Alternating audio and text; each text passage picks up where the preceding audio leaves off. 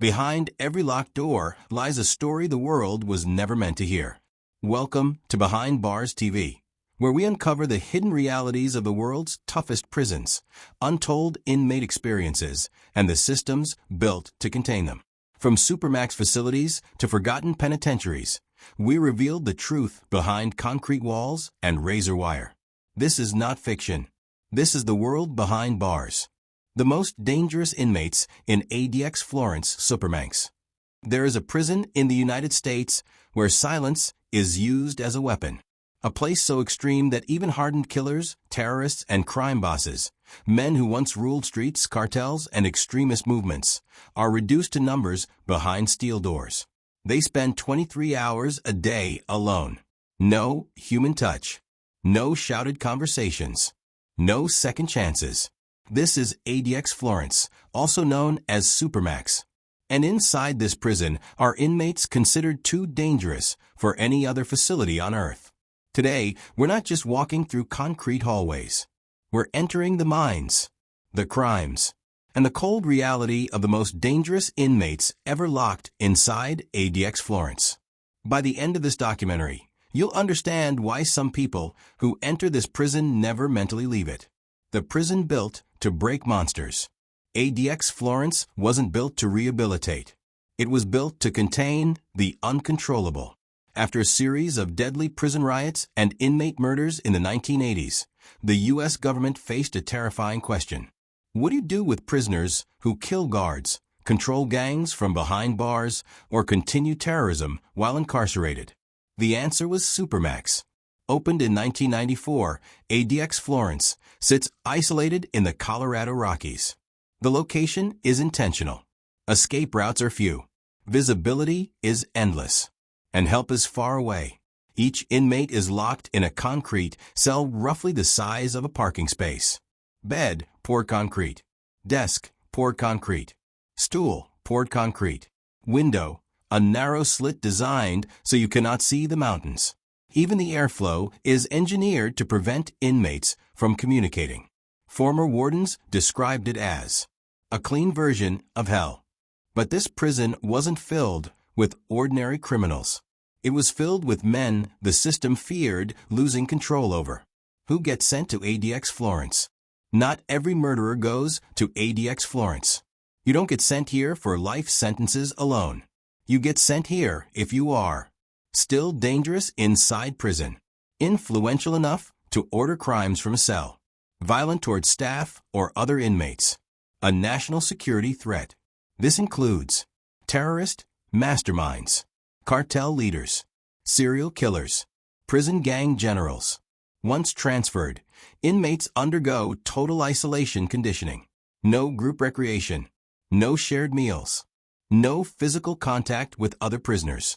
For many, this is when the real punishment begins. And for some, this is where their mind starts to fracture. El Chapo, the king brought to silence. Before ADX Florence, Joaquin El Chapo Guzman was a legend. A man who escaped 2 maximum security prisons in Mexico. A cartel boss who built underground tunnels with lighting, ventilation, and motorcycles. A criminal so powerful that entire regions bent to his will. When El Chapo was extradited to the United States, officials made one thing clear. He will never control anything again. At ADX Florence, El Chapo lost his cartel communication, his power network, his voice. In Supermax, he is locked away alone, monitored constantly, and cut off from the criminal empire that once feared and worshipped him. Former officials say his biggest punishment wasn't isolation. It was irrelevance. A king reduced to silence. But El Chapo is only the beginning. Because ADX Florence doesn't just hold criminals who wanted money. It holds men who wanted mass death. The Unabomber, terror by mail. For nearly 2 decades, America was hunted by a ghost. No gang, no cartel, no foreign terror cell. Just one man, Ted Kaczynski, better known as the Unabomber, carried out a nationwide bombing campaign from 1978 to 1995, killing 3 people and injuring dozens. His weapons arrived quietly, in envelopes, in packages, disguised as gifts.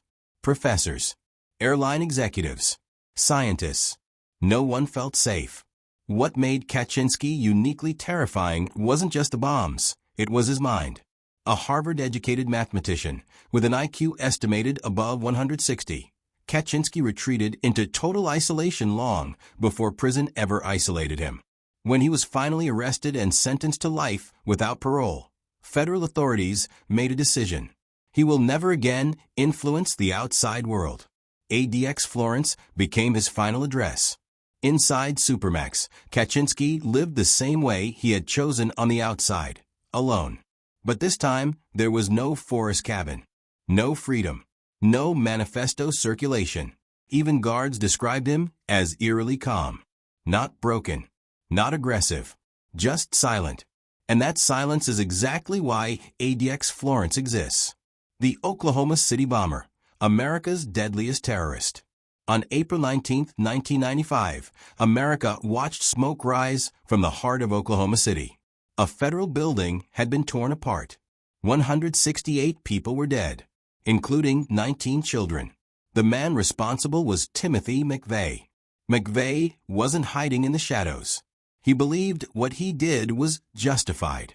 That belief made him dangerous, not just to society, but to the prison system itself. After his conviction, McVeigh was sent to ADX Florence while awaiting execution. Officials feared. He could inspire others. He could recruit extremists. He could turn prison into a propaganda platform. Supermax shut all of that down. No audience. No followers. No legacy building. In ADX Florence, McVeigh was stripped of the one thing he craved most: recognition. He was executed in 2001, but his time in Supermax set a precedent. This prison wasn't just for criminals. It was for ideologies too dangerous to spread. Whitey Bulger, the mob boss who thought he was untouchable. For decades, James Whitey Bulger ruled Boston's underworld. He was a murderer, a racketeer, a drug trafficker, and secretly an FBI informant. That double life allowed Bulger to operate with near total immunity, until it didn't. When he was finally arrested in 2011, prosecutors revealed the truth. Whitey Bulger was responsible for at least 11 murders. At ADX Florence, Bulger tried to do what he'd always done: manipulate. But Supermax doesn't negotiate. No favors. No alliances. No corruption pipelines. Bulger, once surrounded by loyal killers, now ate meals alone in silence. And here's the irony. ADX Florence didn't kill Whitey Bulger. But when he was later transferred out, other inmates did. In 2018, Bulger was beaten to death within hours of arriving at another prison. It proved a chilling truth.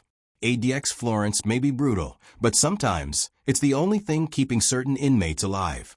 The 9/11 masterminds, terrorists without a voice. Some prisoners arrive at ADX Florence because of what they did. Others arrive because of what they represent. Zacarias Moussaoui is one of them. Convicted for his role in the September 11th attacks, Moussaoui was the only person tried and sentenced in a U.S. court in connection with 9/11. Federal officials feared one thing above all else: that he would use prison as a stage.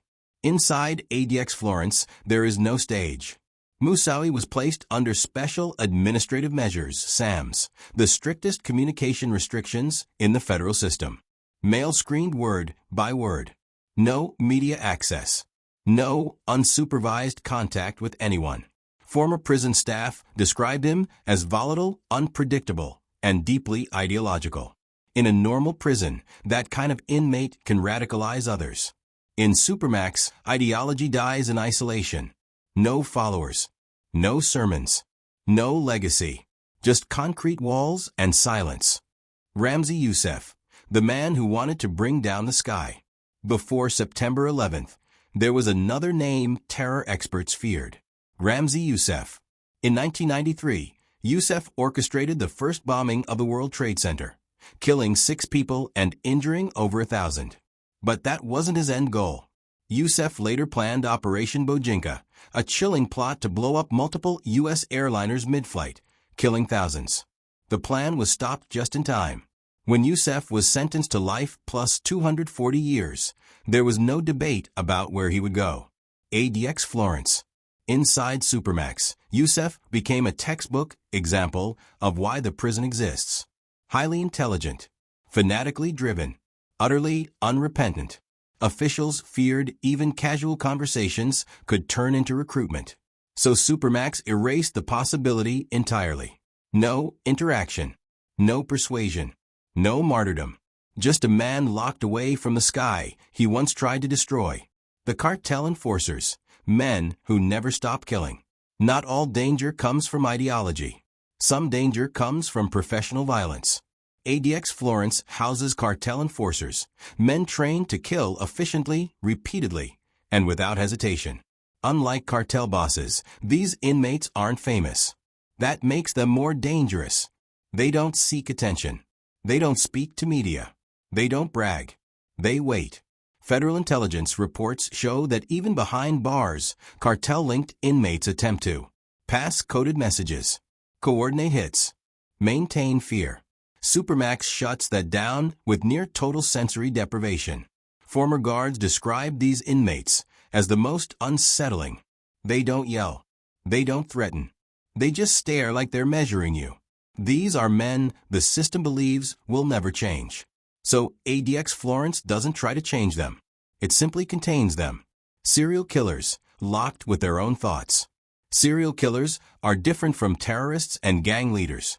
They don't act for money. They don't act for ideology. They act because something inside them demands it. ADX Florence has housed serial killers deemed too dangerous, even for other maximum security prisons. What makes them especially risky isn't violence alone. It's manipulation. Many serial killers study guards, learn routines, exploit empathy, test psychological boundaries. In normal prisons, this can turn deadly. In Supermax, manipulation has nowhere to land. No cellmates, no prolonged conversations, no emotional leverage. Former psychologists say isolation hits serial killers differently. Some deteriorate rapidly. Others become disturbingly calm. One former ADX staff member said, "You could feel them thinking, like the silence was feeding them or starving them." Supermax removes victims, but it cannot erase the mind that created them. Prison-bred monsters, men who killed behind bars. Some of the most dangerous inmates at ADX Florence didn't arrive as legends. They became monsters in prison. These are inmates who murdered guards, killed other inmates, organized violent takeovers, turned prisons into war zones. Their original crimes got them locked up. Their prison crimes got them sent to Supermax. Federal records show ADX Florence is often the final stop for inmates who prove rules don't apply to them. One inmate stabbed a guard using a sharpened piece of metal pulled from prison infrastructure. Another coordinated attacks using coded notes passed during meal slots. After transfer to ADX Florence, those behaviors stopped, not because the men changed, but because they had no opportunity left. Supermax doesn't just punish crimes. It prevents future ones by removing interaction entirely. When isolation becomes the weapon. At ADX Florence, isolation isn't a side effect. It's the point. Inmates spend 23 hours per day alone. 1 hour in a concrete recreation cage. Years without physical contact. Some inmates adapt. Others unravel. Former doctors describe symptoms including hallucinations, extreme anxiety, memory loss, emotional numbness. One former prisoner described it this way: after a while, you stop feeling human. You start feeling like an object that's being stored. This raises a question that haunts Supermax to this day. Does ADX Florence neutralize danger or create a different kind of it? Because once a mind fractures, it doesn't always come back together. The unwritten rules of Supermax. ADX Florence runs on rules most people never hear about. Not the ones in policy manuals. The ones learned through consequences. Rule 1. Silence is safety. Inmates who stay quiet, follow procedures, and don't test boundaries survive longer, mentally. Rule 2. Time is elastic. Days stretch. Weeks blur. Years dissolve. In Supermax, time is not measured, it's endured. Rule 3. You are always watched. Cameras. Motion sensors. Sound detection. Even the way an inmate breathes can trigger attention. Former guards say inmates quickly learn that anger doesn't work here. Neither does charisma. Neither does intimidation. The prison doesn't respond emotionally. It responds procedurally. That's why ADX Florence is so effective and so terrifying. It doesn't fight inmates. It outlasts them. The step-down program, A Way Out of Hell. ADX Florence isn't always permanent. But escape requires something many inmates can't do. Change their behavior for years. The step-down program is the prison's controlled release valve. Inmates who show long-term compliance, no violent incidents, no communication manipulation, may slowly earn limited social interaction, increased recreation, transfer eligibility. This process can take a decade or more. Some inmates never qualify. Others sabotage themselves, intentionally or not, because chaos is all they know. Former administrators say the hardest part isn't punishment. It's consistency. Supermax demands the same calm behavior every day, for years, without reward. For men raised on power, fear, and dominance, that's often impossible. The ones who broke and the ones who didn't. Not every inmate leaves ADX Florence the same way. Some deteriorate quietly, invisibly. Others adapt with frightening precision. Former psychologists describe two paths. The fracture. These inmates lose emotional regulation, sense of time, connection to reality. They comply, but they're no longer fully present. The ice. Others become hyper-controlled, emotionless, disciplined, internally sealed. One former guard said, "The ones who scared me weren't the angry ones. It was the calm ones who never reacted to anything." These are men who learned to survive Supermax by becoming harder than the prison itself. And that raises the most uncomfortable question yet. What happens when someone like that is ever released? Is ADX Florence legal or legalized torture? ADX Florence has never escaped controversy. Human rights organizations argue that long-term solitary confinement causes irreversible psychological damage. Former inmates describe hallucinations, emotional shutdown, loss of identity, inability to reintegrate. Multiple lawsuits have challenged whether Supermax conditions violate the U.S. Constitution's ban on cruel and unusual punishment. The government's defense is simple and chilling. These inmates are too dangerous for any other environment. Officials argue ADX Florence has prevented prison murders, stopped extremist recruitment, saved staff lives. The ethical line becomes blurred. Is it punishment or containment? Is it justice or permanent psychological exile? There are no easy answers, only consequences. What Supermax does to the human mind. Neuroscientists studying long-term isolation have found something disturbing. The human brain is not built for solitude. Extended isolation can shrink neural activity, impair emotional processing, reduce impulse control. In other words, Supermax doesn't just contain violence. It may reprogram the mind. Former inmates say the hardest part isn't loneliness. It's the loss of purpose, anticipation, meaning. One former prisoner said, "You stop thinking about tomorrow. Tomorrow doesn't exist in Supermax." This creates a paradox. ADX Florence is meant to neutralize danger.